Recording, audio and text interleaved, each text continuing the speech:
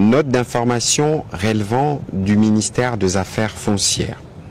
La ministre d'État, ministre des Affaires foncières, a présenté au Conseil une note d'information à 2 volets.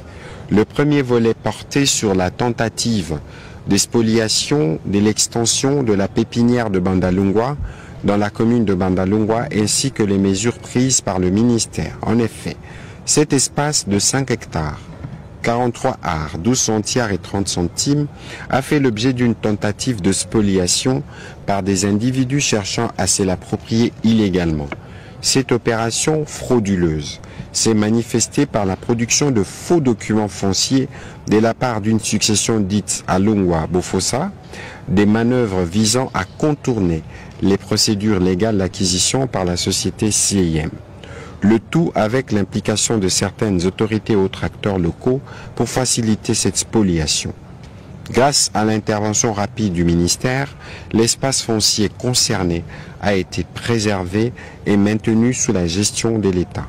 Cette action s'inscrit dans une dynamique plus large de protection du patrimoine foncier de l'État et des renforcements de mécanismes de gouvernance foncière.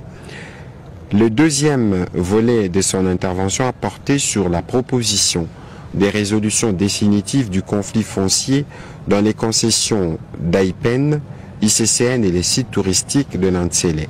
La ministre d'État, ministre des Affaires foncières, a signalé que sur ces concessions, plusieurs occupations et prétentions se superposent et portent atteinte au fonctionnement et à l'accomplissement de missions de ces établissements publics. L'objectif poursuivi est de délimiter la superficie de chaque structure, fixer de manière définitive leur étendue, apporter une solution sociale face aux cas nombreux d'occupations enregistrées par 2 tiers et mettre fin au conflit foncier causé par ces occupations. La ministre d'État, ministre des Affaires foncières, a sollicité du gouvernement la prise d'acte des mesures envisagées pour protéger les patrimoines de l'État dans les sites précités, ce qui a été fait parce que le Conseil a pris acte de cette note d'information.